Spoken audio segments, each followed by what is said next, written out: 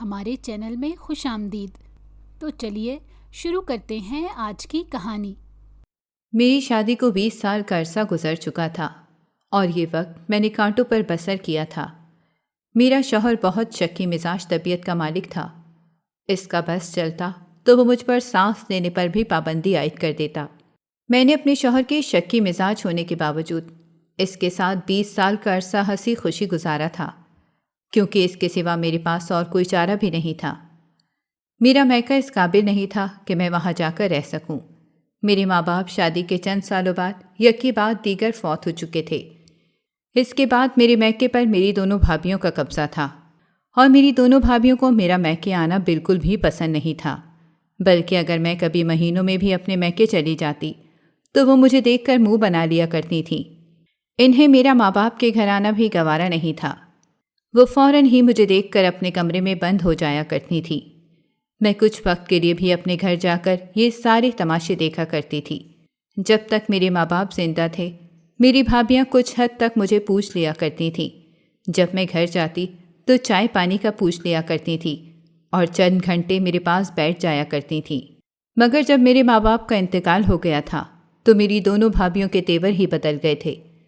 وہ مجھ سے چائے پانی کا پوچھنا تو بہت دور کی بات تھی، مجھے دیکھتے ہی اپنے کمرے میں بند ہو جایا کرتی تھیں۔ انہیں اس بات کی بھی ذرا شرم نہیں آتی تھی کہ میں مہینوں بعد چند گھنٹوں کے لیے گھر آتی ہوں، اس میں بھی وہ میرے ساتھ یہ سلوک روا رکھتی ہیں۔ میں چند گھنٹے بھی اپنے میکے میں جا کر پچھتایا کرتی تھی۔ انہیں میرا چند گھنٹے آنا بھی بالکل گوارا نہیں تھا۔ میری اماں جب تک زندہ تھیں میرا میکے میں جانے کا جواز بھی تھا۔ چند گھنٹے میں ان کے پاس سکون سے گزار کر واپس اپنے گھر آ جایا کرتی تھی۔ وہ میرے دکھ سکھ سن لیا کرتی تھی، پھر ان کی طبیعت خراب رہنے لگی تھی۔ میں انہیں اپنے دکھ درد بھی سناتی تو وہ مجھ پر دھیان نہیں دیتی تھیں۔ ان کا یہ حال دیکھ دیکھ کر میرا دل کٹتا تھا۔ اب میری سننے والا کوئی بھی نہیں تھا۔ میں انہیں بتانے کی کوشش بھی کرتی تو انہیں اپنے بڑھاپے کی وجہ سے کچھ بھی سمجھ نہیں آتا تھا۔ پھر میں نے انہیں اپنا دکھ درد بتانا بھی بالکل ہی ختم کر دیا تھا۔ میں انہیں کچھ بھی نہیں بتاتی تھی اور وہ بھی میری جانب سے بالکل ہی لاپرواہ ہو گئی تھیں۔ پھر ایک دن مجھے چھوڑ کر اپنے خالق حقیقی سے جا ملیں۔ ان کی موت پر میں بے تحاشا روئی تھی۔ ایک وہی تو میری ہمدرد تھیں اس دنیا میں، وہی مجھے چھوڑ کر جا چکی تھی۔ مجھے ان کی موت کا یقین کرنے میں کئی دن کا وقت لگ چکا تھا۔ میں تو جیسے ان کی موت کا بالکل بھی یقین نہیں کر پا رہی تھی۔ وہ مجھے چھوڑ کر جا چکی تھیں۔ یکدم ہی مجھے دنیا خالی خالی محسوس ہونے لگی تھی۔ میں نے اپنے میکے جانا بہت کم کر دیا تھا۔ اب گھر میں ابا ہوتے تھے اور ابا نے اپنی پوری زندگی ہم لوگوں پر صرف دھونس ہی جمائی تھی۔ وہ کبھی بھی ہم بیٹیوں سے خوش نہیں ہوئے تھے۔ انہوں نے ساری زندگی ہمیں نظر انداز ہی کیا تھا۔ اماں کے مرنے کے بعد میں نے اپنے میکے جانا بہت کم کر دیا تھا، کیونکہ اب وہاں میرا کوئی بھی ہمدرد موجود نہیں تھا، کیونکہ سب ہی لوگ مجھے بوجھ کی مانند تصور کرتے تھے۔ انہیں لگتا تھا کہ جیسے اگر میں ان کے گھر آئی ہوں تو ڈھیروں بوجھ میں اپنے ساتھ لائی ہوں۔ ابا بھی اپنی زندگی میں مگن رہتے تھے۔ وہ ہم بیٹیوں کو بالکل بھی نہیں پوچھتے تھے۔ ان کی جان بس ان کے دونوں بیٹوں میں تھی، اور ان کے بیٹے انہیں بالکل بھی نہیں پوچھتے تھے۔ کبھی کوئی بیٹا کھانا ان کے سامنے رکھ دیتا تو وہ کھا لیتے تھے، مگر پھر بھی ان کے منہ سے آج تک ان کے بیٹوں کے خلاف ایک لفظ نہیں سنا تھا۔ ہم لوگوں نے اپنی پوری زندگی بہت قسم پرسی میں گزاری تھی۔ ہمارے گھر کے حالات ایسے بالکل بھی نہیں تھے جس کی وجہ سے ہم اپنی زندگی آسائش سے بسر کر سکیں۔ ہم لوگوں نے بہت غربت کے دن دیکھے تھے، مگر یہ غربت کے دن صرف میری اماں اور ہم بہنوں کے لیے تھے۔ جب گھر میں دال بنی ہوتی تھی تو ابا باہر سے کھانا لے آتے تھے اور وہ کھانا خود کھاتے اور اپنے بیٹوں کو کھلایا کرتے تھے، اور ہم اماں بیٹیاں ان کی اور ان کے بیٹوں کی شکل دیکھ کر رہ جایا کرتی تھیں۔ ہمارا دل بھی باہر کے کھانے کھانے کو کرتا تھا، مگر ابا کو تو جیسے اس بات سے کوئی سروکار ہی نہیں تھا۔ وہ ہم لوگوں کو خود پر بوجھ تصور کرتے تھے۔ اماں کے مرنے کے بعد ابا ہی اس میکے میں میرا واحد سہارا رہ گئے تھے۔ کچھ عرصے وہ بھی زندہ رہے، مگر بیٹوں کی لاپرواہی اور بے اعتنائی نے انہیں کچھ زیادہ وقت تک زندہ نہیں رہنے دیا۔ وہ اب بیمار رہنے لگے تھے، مگر اس بیماری میں بھی ہم وہ بیٹیوں کو یکسر فراموش کیے ہوئے تھے۔ اور میری بہنیں کبھی ان کی خیریت معلوم کرنے جاتیں تو وہ ہم سے بالکل بھی بات نہیں کرتے تھے، بلکہ ہماری باتوں کا ہوں ہاں میں جواب دے کر خاموش ہو جایا کرتے تھے۔ کچھ عرصہ بیمار رہنے کے بعد ابا ایک دن فوت ہو گئے۔ ان کے مرنے کی خبر جب مجھے آئی تو میرے پیروں تلے ایک بار پھر زمین نکل گئی۔ ابا بھی مجھے اس دنیا میں چھوڑ کر جا چکے تھے۔ اب حقیقی معنوں میں میرا اس دنیا میں کوئی اپنا نہیں تھا۔ ابا کے مرنے کے بعد میرا میکے میں آنا بالکل ہی ختم ہو چکا تھا، کیونکہ میرے ماں باپ مر چکے تھے تو میکے کا در بھی مجھ پر بند کر دیا گیا۔ جب میری شادی ہوئی تو مجھے لگا میرے شوہر بہت نرم دل اور محبت کرنے والے شوہر ہیں، مگر آہستہ آہستہ مجھ پر یہ حقیقت کھلی کہ میرے شوہر انتہائی شکی مزاج شوہر ہیں، جو بیوی کی ذرا سی غلطی کو برداشت نہیں کر سکتے۔ وہ مجھے گھر میں ہی رکھتے تھے۔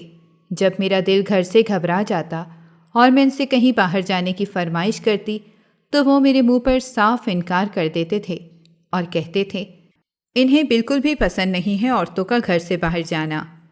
ان کی یہ بات سن کر میں دنگ رہ جاتی تھی۔ ساری زندگی اپنے میکے میں یہی سنا تھا کہ اپنے شوہر کے گھر جا کر کرنا جو بھی کرنا، مگر میرا شوہر تو مجھ پر سانس بھی تنگ کرنے لگا تھا۔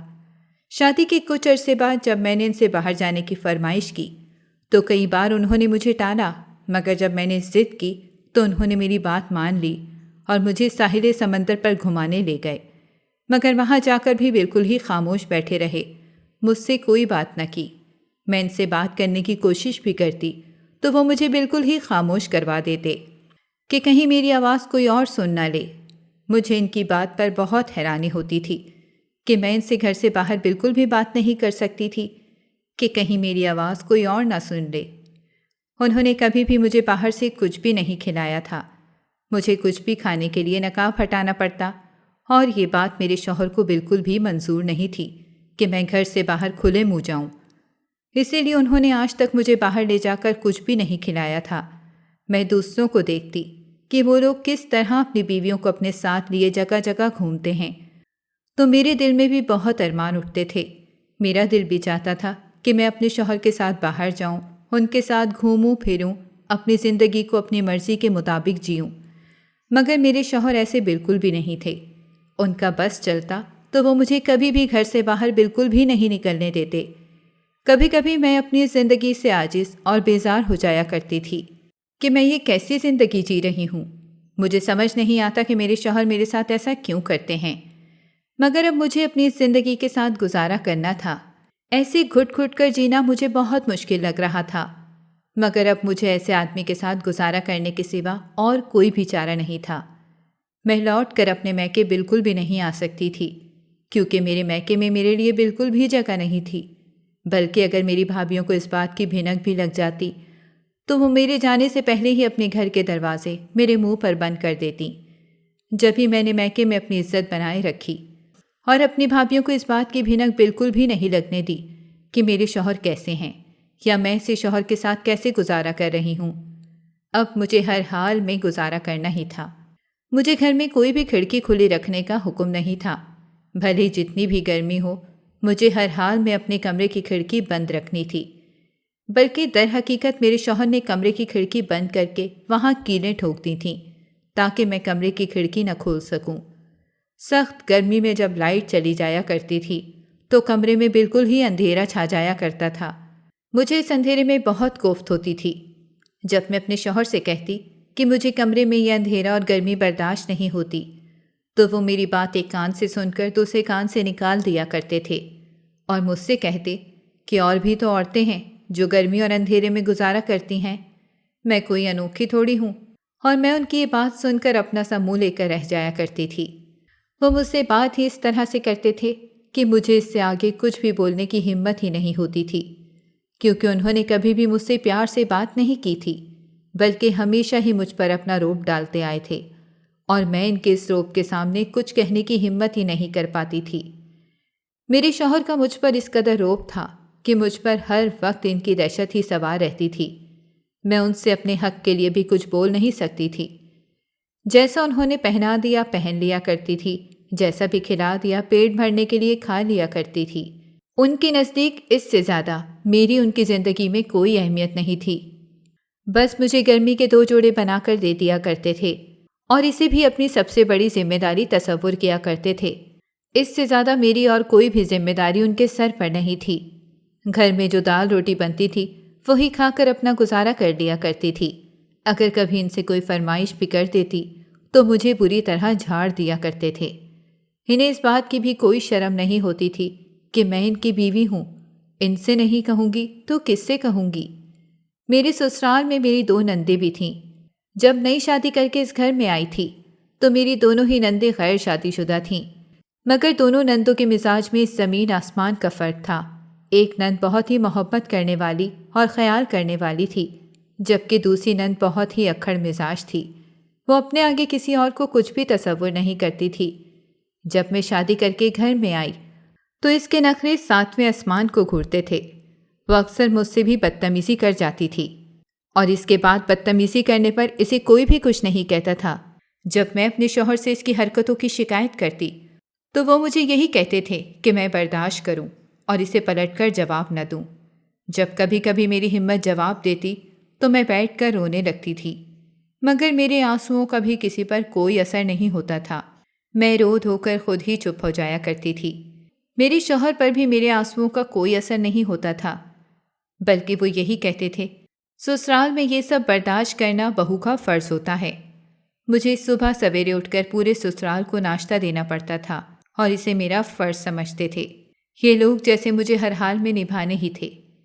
میری چھوٹی نند اتنی اکھڑ مزاج تھی کہ وہ سسرال میں کسی کے ساتھ بھی ناشتہ نہیں کرتی تھی، بلکہ اس کے لیے مجھے ناشتہ الگ سے بنا کر دینا پڑتا تھا۔ اس کے ناشتے میں بھی 1000 نخرے ہوتے تھے، پھر مجھے اس کے لیے الگ ناشتہ بنا کر دینا پڑتا تھا۔ ساس اس کی ان حرکتوں پر واری صدقے جاتی تھکتی نہیں تھیں۔ وہ سارا دن اپنی بیٹیوں کو بٹھا کر رکھتی تھیں اور کسی بھی کام کو ہاتھ نہیں لگانے دیتی تھیں۔ میں سارا دن کولوں کے بیل کی طرح گھر کے کاموں میں جوتی رہتی تھی۔ میرا ہاتھ بالکل بھی نہیں بٹایا جاتا تھا، بلکہ گھر کا ہر کام مجھ پر فرض کر دیا گیا تھا۔ اگر کھانا بنانے میں ذرا سی بھی غلطی ہو جاتی تو مجھے بری طرح سے باتیں سنائی جاتی تھیں کہ اماں کے گھر سے کچھ بھی سیکھ کر نہیں آئی ہے۔ میری ساس تو صاف صاف مجھ سے کہتی کہ میری بیٹیاں تمہاری نوکر نہیں ہیں جو گھر کے کام کریں گی۔ ان کی یہ بات سن کر میں آنسو پی کر رہ جاتی تھی۔ وہ لوگ مجھے اپنی نوکرانی تصور کرتے تھے۔ ان لوگوں کے سامنے میری کوئی بھی حیثیت اور اہمیت نہیں تھی، بلکہ وہ تو مجھے اپنا زر خرید غلام سمجھتے تھے کہ وہ لوگ جیسا کہیں گے مجھے کرنا ہی پڑتا تھا۔ اس کے سوا میرے پاس اور کوئی بھی چارہ نہیں تھا، ورنہ مجھے سسرال سے نکالنے میں یہ لوگ ایک لمحہ بھی نہیں لگاتے تھے، اور میرے ہی میکے میں کوئی بھی ٹھکانہ نہیں تھا۔ اسی لیے میں سسرال میں دب کر رہتی تھی، کیونکہ یہ میری مجبوری تھی۔ میری نند مجھ پر سارا دن حکم چلاتی رہتی تھی۔ وہ مجھ سے بہت کام کرواتی تھی، خود ہل کر پانی بھی نہیں پیتی تھی، بلکہ وہ پانی بھی مجھ سے مانگ کر پیا کرتی تھی۔ وہ پانی پینے تک کے لیے ہلتی نہیں تھی، بلکہ میری ساس اپنی دونوں بیٹیوں کو اپنے ساتھ بٹھا کر ان کے ذریعے بھی مجھ پر سارا دن حکم چلاتی رہتی تھیں، یہاں تک کہ اپنی نندوں کے کپڑے بھی مجھے ہی دھونے پڑتے تھے اور دھو کر ان کے الماری میں رکھنا بھی میرا ہی فرض تھا، اور ان کے کپڑے استری کرنا بھی میرا ہی فرض تھا۔ میری چھوٹی نند پلنگ پر بیٹھتی تو پھر وہاں سے ہلنا اپنی توہین سمجھتی تھی۔ ان کا کھانا ان کی مرضی کا بنانا ابھی میرا ہی فرض تھا۔ اگر کھانے میں کچھ کمی بیشی بھی رہ جاتی تو میری شامت آ جاتی تھی، اور بغیر میرا کوئی بھی لحاظ کرے مجھے بے نقص سنائی جاتی تھیں۔ میری عزت کے بخیے ادھیڑ کر رکھ دیے جاتے تھے۔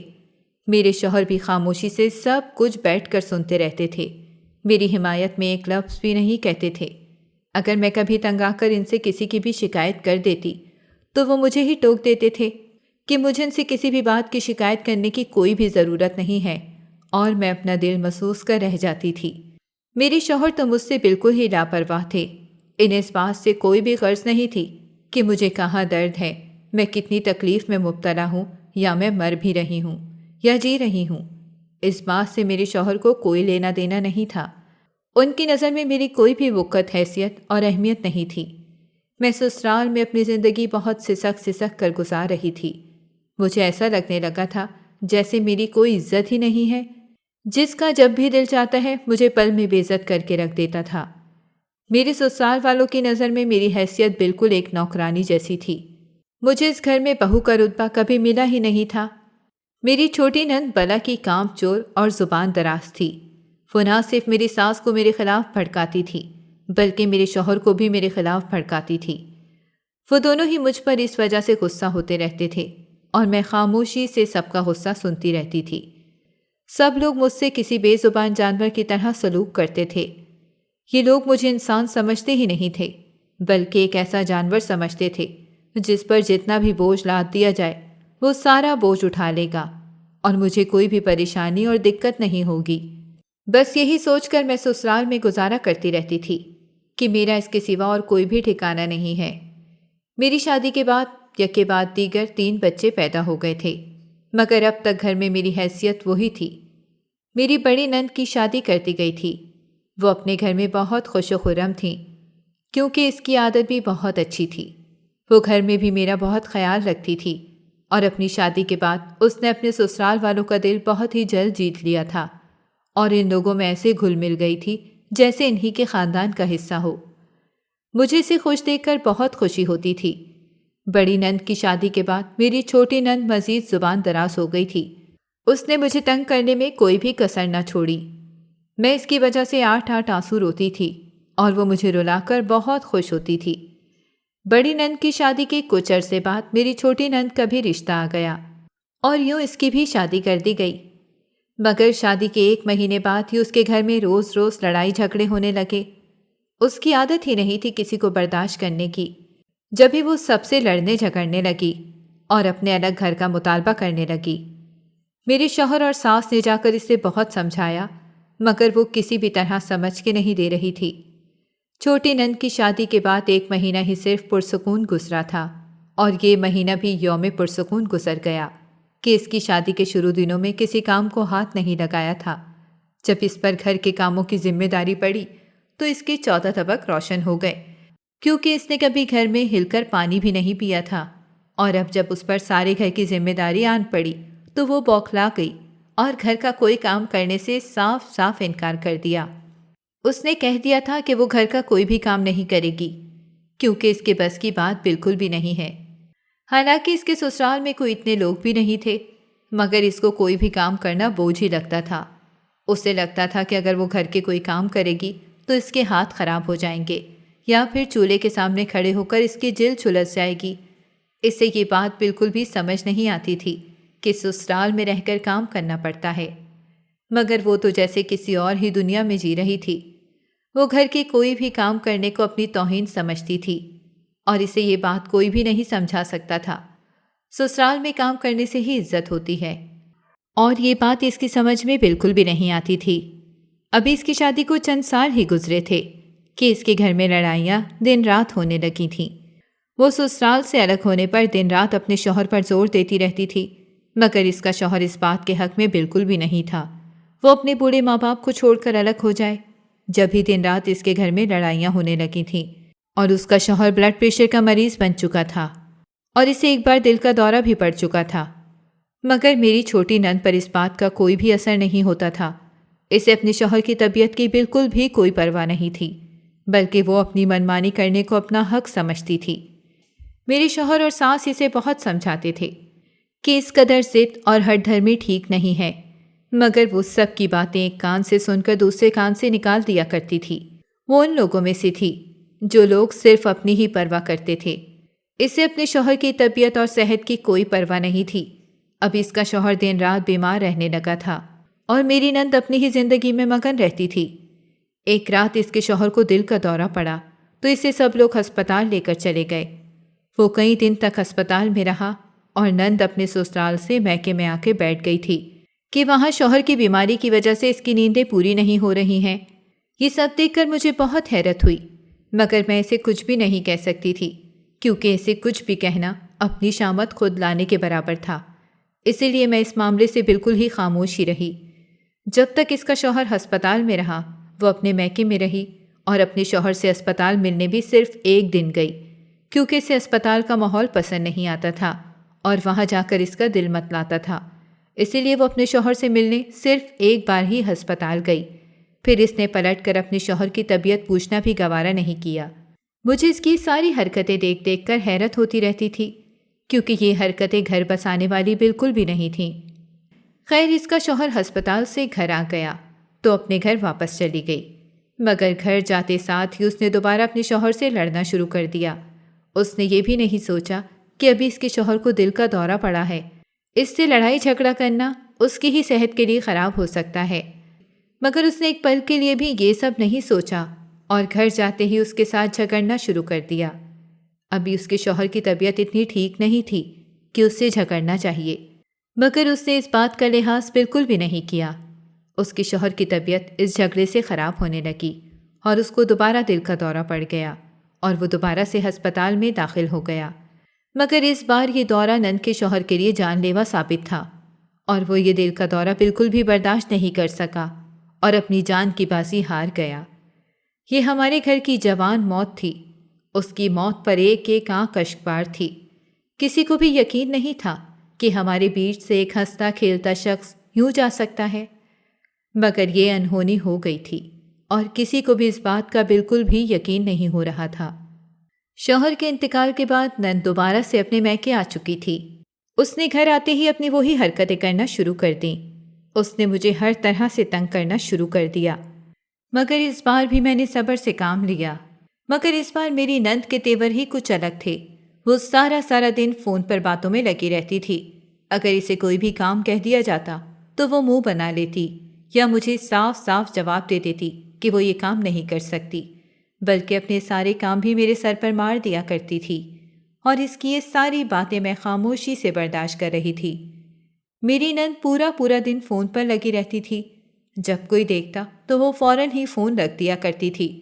اسے دیکھ کر صاف محسوس ہوتا تھا کہ جیسے وہ کسی لڑکے سے باتیں کر رہی ہو، مگر بغیر ثبوت کے میں اسے کچھ بھی نہیں کہہ سکتی تھی، اور اسے کچھ بھی کہنا اپنی شامت لانے کے برابر تھا۔ اسی لیے اس معاملے میں نے خاموش رہنا ہی مناسب سمجھا تھا، کیونکہ اگر میں کچھ بھی کہتی تو کوئی میری بات کا یقین ہی نہیں کرتا، بلکہ مجھ پر ہی الزامات کی بوچھاڑ کر دی جاتی تھی۔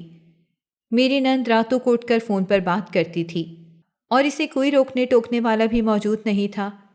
مجھے ایسے لگتا تھا کہ جیسے میری ساس اپنی بیٹی کے معاملے میں بالکل ہی آنکھیں بند کیے بیٹھی ہیں۔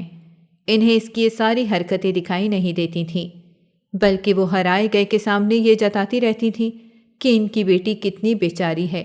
بھری جوانی میں اس کے اوپر یہ ظلم ہو گیا تھا کہ اس کے شوہر کا انتقال ہو گیا ہے، مگر کوئی بھی یہ سچ نہیں جانتا تھا کہ اس نے ہی اپنے بیمار شوہر سے لڑ جھگڑ کر اسے موت کے منہ میں داخل کیا ہے۔ مگر وہ ہر کسی کے سامنے اپنی بیٹی کی بدقسمتی اور بیچارگی کا ہی ذکر کرتی رہتی تھیں، اور یہ سب دیکھ کر مجھے بہت غصہ آتا تھا، مگر اپنی ساس کے سامنے پر مارنے کی مجھ میں بالکل بھی ہمت نہیں تھی۔ ایک رات میری نند فون پر کسی سے باتیں کر رہی تھی تو میرے شوہر نے اسی رات کے اندھیرے میں کسی سے باتیں کرتے سن لیا۔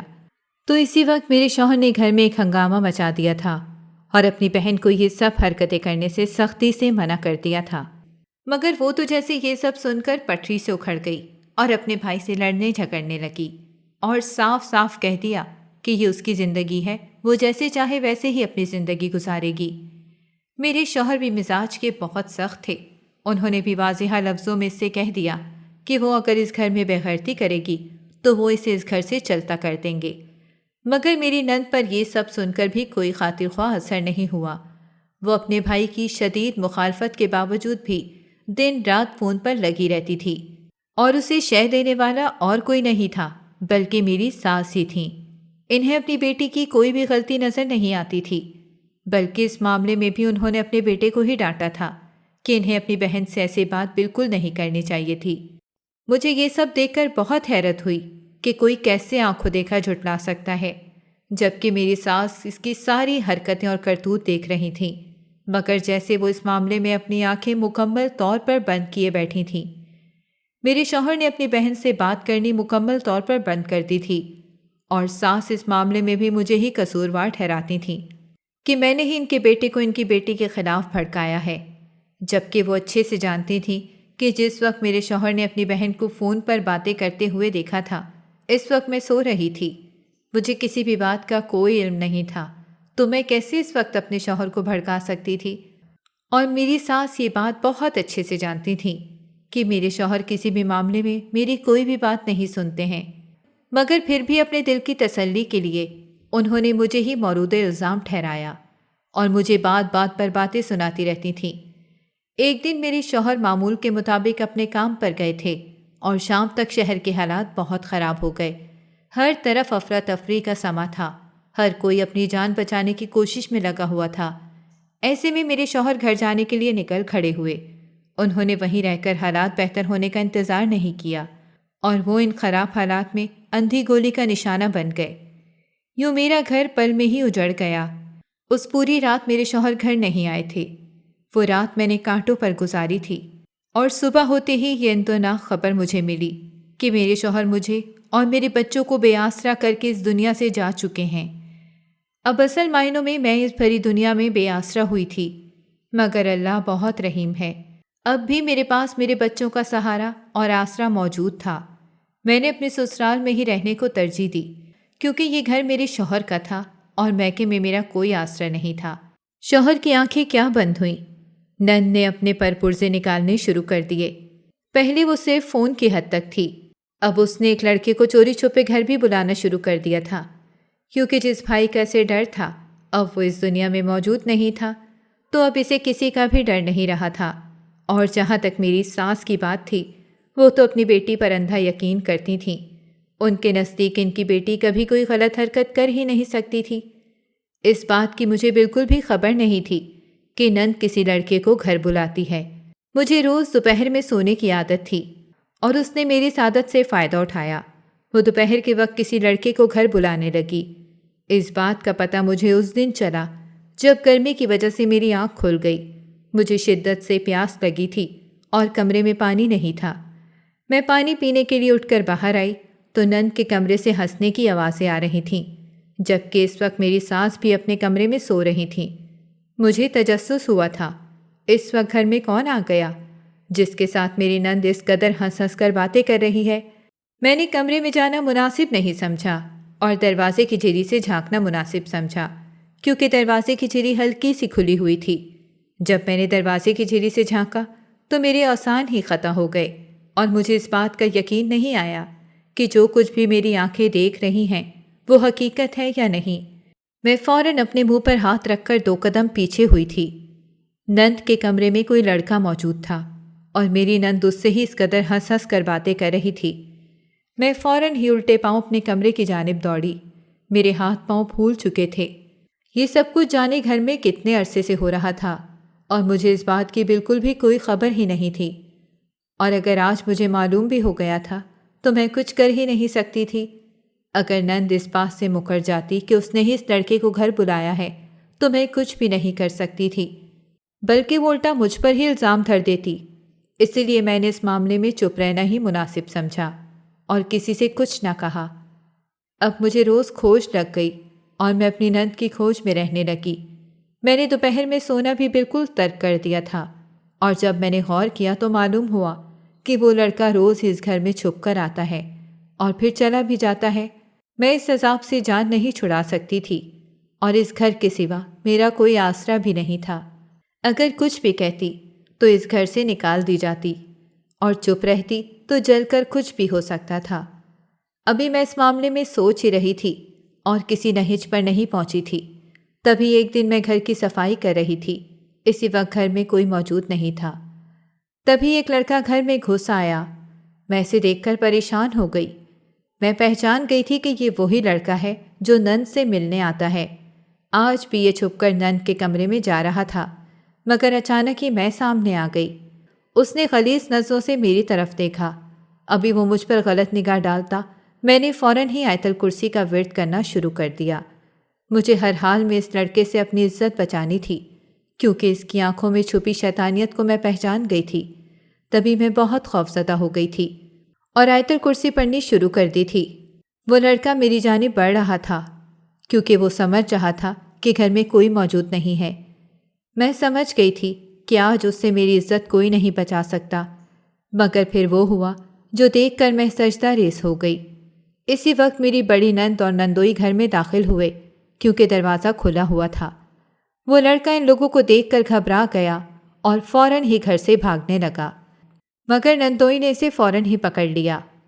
وہ لڑکا معافی مانگنے لگا اور جب میرے نندوئی نے اسے مارا تو اس نے سارا سچ بتا دیا کہ وہ اس گھر میں میری چھوٹی نند سے ملنے آتا ہے۔ اسی وقت میرے نندوئی نے اس لڑکے کے ساتھ میری نند کا نکاح کر دیا، کیونکہ میری نند بھی اپنے منہ سے مان چکی تھی کہ اس لڑکے کے ساتھ تعلقات میں ہے۔ یوں میری بڑی نند اور نندوئی نے سمجھداری کا ثبوت دیتے ہوئے نہ کہ صرف اس وقت نکاح کیا بلکہ اس لڑکے کے ساتھ میری نند کو رخصت کر دیا۔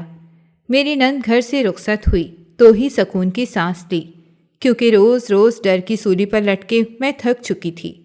آج جیسے میرے ذہن کو مکمل آرام میسر ہو گیا تھا۔